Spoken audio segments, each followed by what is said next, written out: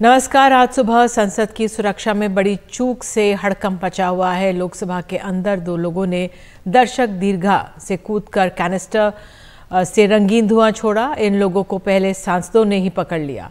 संसद के बाहर जिन लोगों ने नारे लगाते हुए कैनिस्टर से धुआं छोड़ा, उन्हें पुलिस ने पकड़ लिया।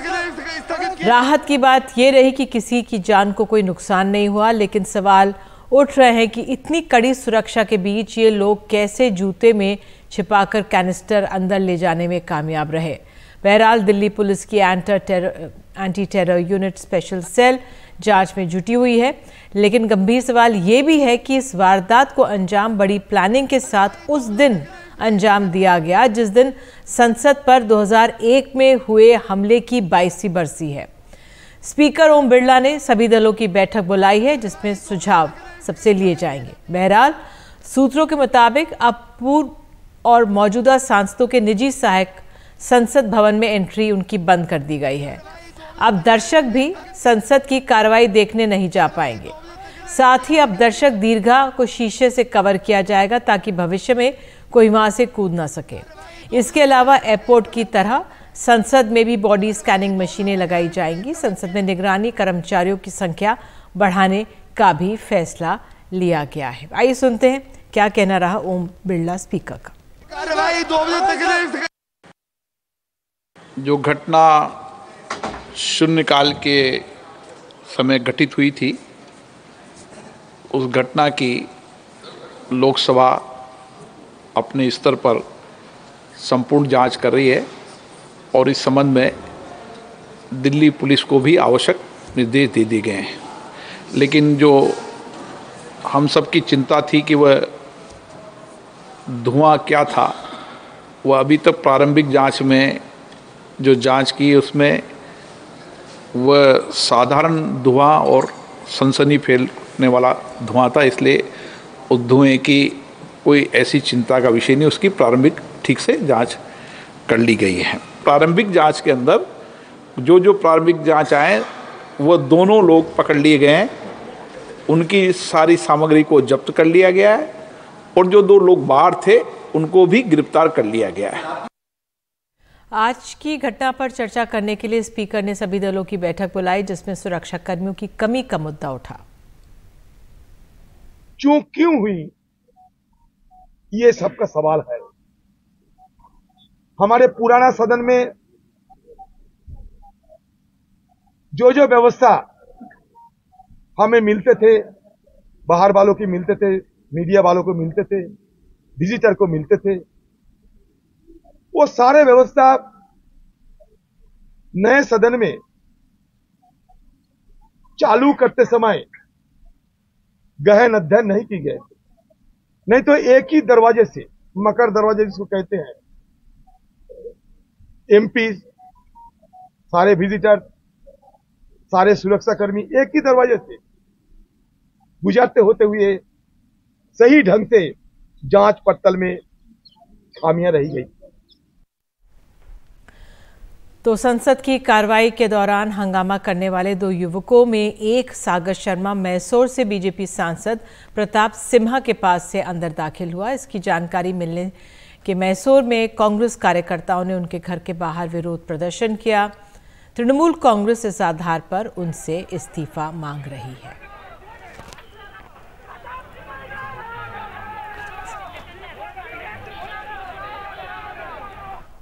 और कौन है प्रताप सिम्हा? इनके नाम से बने पास से एक आरोपी संसद में दाखिल हुआ था। मैसूर से 2 बार के बीजेपी सांसद हैं प्रताप सिम्हा। 2014-2019 में मैसूर से सांसद बने। -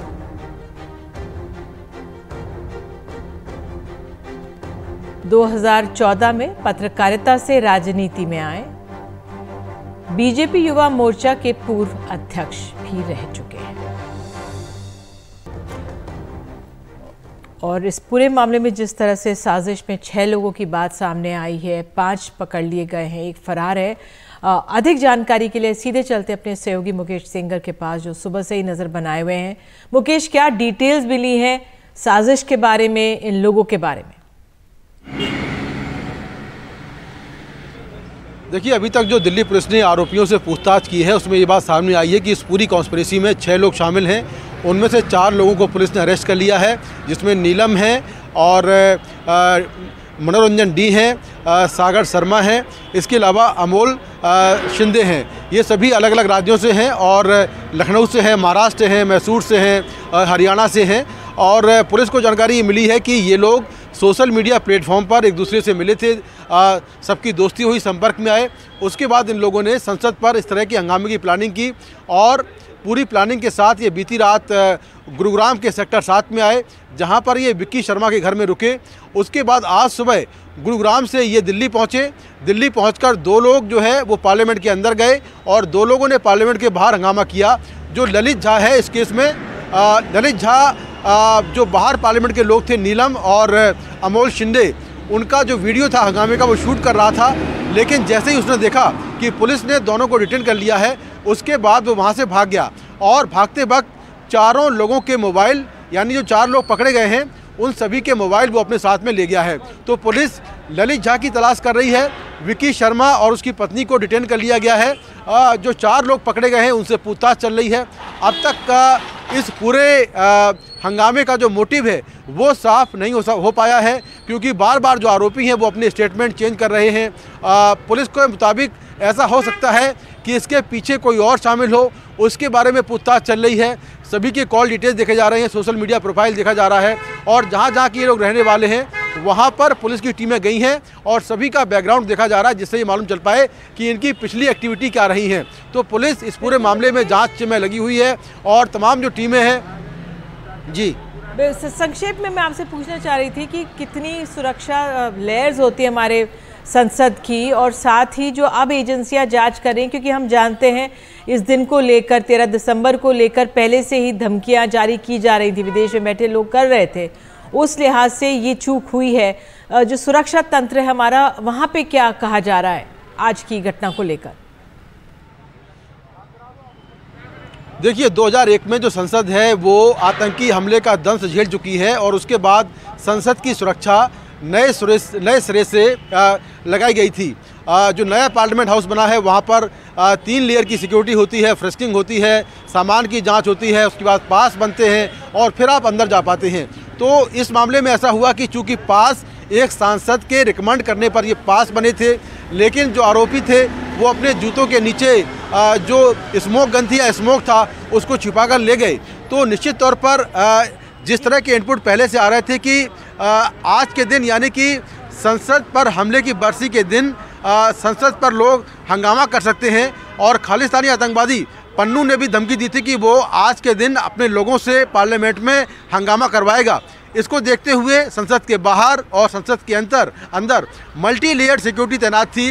दिल्ली पुलिस के अलावा तमाम जो सुरक्षा एजेंसियां होती हैं, चाहे वो NSG हो, CRPF हो, BSF हो, तमाम जवान तैनात थे।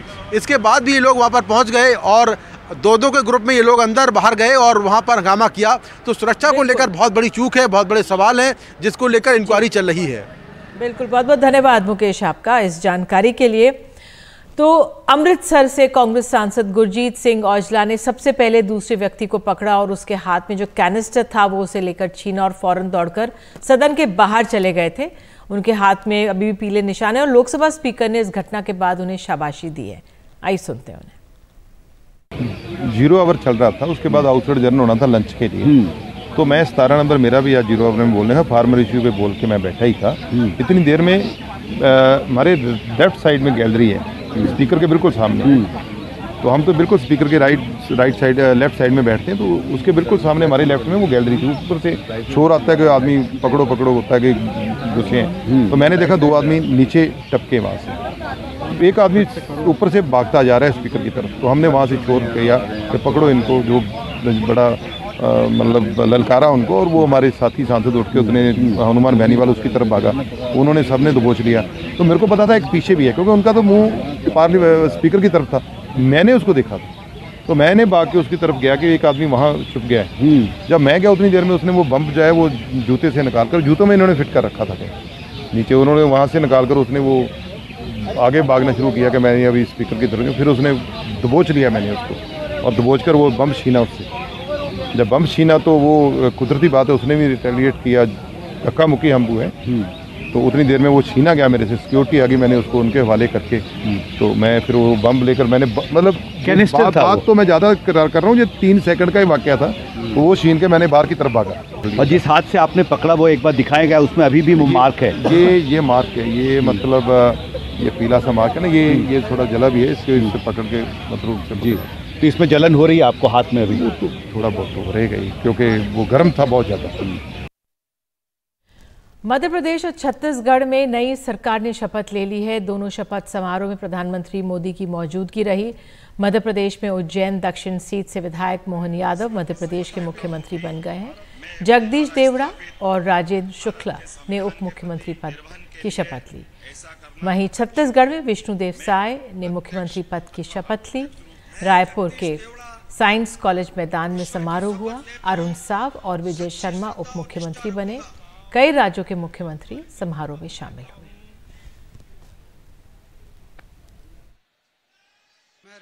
मैं विष्णुदेव साय ईश्वर की शपथ लेता हूं कि मैं विधि द्वारा स्थापित भारत के संविधान के प्रति सच्ची श्रद्धा और निष्ठा रखूंगा। मैं भारत की प्रभुता और अखंडता अक्षुण्ण रखूंगा। मैं डॉक्टर मोहन यादव ईश्वर की शपथ लेता हूं कि मैं विधि द्वारा स्थापित भारत के संविधान के प्रति सच्ची श्रद्धा और निष्ठा रखूंगा। मैं भारत की प्रभुता और अखंडता अक्षुण्ण रखूंगा। मैं मध्य प्रदेश के राज्य के मुख्यमंत्री के रूप में अपने कर्तव्यों का श्रद्धापूर्वक और शुद्ध अंतःकरण से निर्वहन करूंगा। गृहमंत्री अमित शाह ने मंगलवार को आपराधिक कानूनों से जुड़े 3 संशोधन विधेयक लोकसभा में पेश किए। साथ ही अगस्त में पेश किए विधेयक वापस लिए हैं। इन विधेयकों पर शुक्रवार को चर्चा होगी, जिसके लिए 12 घंटे का समय रखा गया है।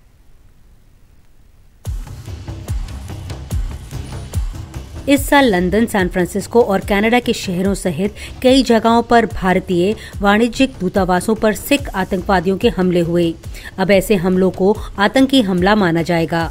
संशोधित भारतीय न्याय व्यवस्था में विदेशों में भारतीय संपत्ति को नुकसान पहुंचाना भी आतंकवादी कृत्य होगा। इस विधेयक में आतंकवाद माने जाने वाली हरकतों का दायरा काफी बढ़ाया गया है। विधेयक में आर्थिक सुरक्षा के लिए खतरे को आतंकवादी कृत्य के रूप में भी शामिल किया गया है। वैसे प्रस्तावित नए कानून में ब्रिटिश काल के शब्द राजद्रोह को हटाकर देशद्रोह शब्द लाया गया है। साथ ही प्रावधान और कड़े किए गए हैं। धारा 150 के तहत राष्ट्र के खिलाफ कोई भी कृत्य चाहे बोला या लिखा हो या संकेत या तस्वीर या इलेक्ट्रॉनिक माध्यम से किया गया हो तो 7 साल से उम्र कैद तक सजा संभव होगी। देश की एकता एवं संप्रभुता को खतरा पहुंचाना अपराध होगा। पुलिस तंत्र को और पावर मिलेगी। जहां सही मायने में अगर कहा जाए तो ये शायद गलत नहीं होगा कि हम पुलिस राज की तरफ ये एक रास्ता बहुत ही गंभीर रूप से ले जा रहा है। आज भी जिस तरीके से पुलिस के खिलाफ इस बात की शिकायतें ज्यादातर आती हैं कि तहकीकात ठीक से नहीं हुई और पावर का दुरुपयोग भी होता है। नए कानूनों में कई धाराएं और प्रावधान अब बदले जाएंगे। आईपीसी में अभी 511 धाराएं हैं, अब 356 बचेंगी। 175 धाराएं बदलेंगी, 8 नई जोड़ी जाएंगी, 22 धाराएं खत्म होंगी। इसी तरह सीआरपीसी में 533 धाराएं बचेंगी, 160 धाराएं बदलेंगी, 9 नई जुड़ेंगी और 9 खत्म होंगी। पूछताछ से ट्रायल तक वीडियो कॉन्फ्रेंस का प्रावधान होगा, जो पहले नहीं था। सबसे बड़ा बदलाव ये है कि अब ट्रायल कोर्ट को हर फैसला अधिकतम 3 साल में देना होगा। संसदीय पैनल ने तीनों नए बिल के अननेचुरल सेक्स यानी धारा 377 और एडल्ट्री यानी धारा 497 को अपराध की कैटेगरी में रखने का सुझाव दिया था, लेकिन सरकार ने इस सुझाव को नहीं माना। नई दिल्ली से नीता शर्मा, एनडीटीवी इंडिया के लिए।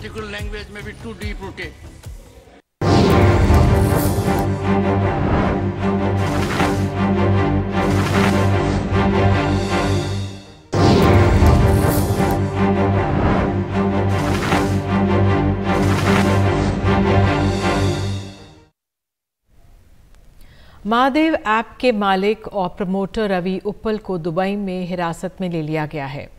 उनके खिलाफ इंटरपोल के जरिए रेड कॉर्नर नोटिस जारी हुआ था। ईडी सूत्रों के मुताबिक उसे डिपोर्ट करवाने की कोशिश जारी है। हालांकि इस मामले में एक और मुख्य आरोपी सौरभ चंद्राकर को भी पकड़ने की कोशिशें हो रही हैं। कांग्रेस के राज्यसभा सांसद धीरज साहू के घरों पर 8वें दिन भी आयकर विभाग के छापे जारी हैं। धीरज साहू के लोहरदगा और रांची के घर पर आईटी विभाग की टीम मौजूद है। इनकम टैक्स विभाग की टीम कल जियो पोर्टेबल सर्विलेंस सिस्टम मशीन लेकर पहुंची थी। इस मशीन के जरिए जमीन के अंदर या दीवार के पीछे धातु की कोई चीज रखी होगी तो उसका पता लगाया जा सकेगा। आईटी विभाग को शक है कि कुछ जेवर, पैसे दीवारों के पीछे या जमीन के अंदर भी रखे हो सकते हैं।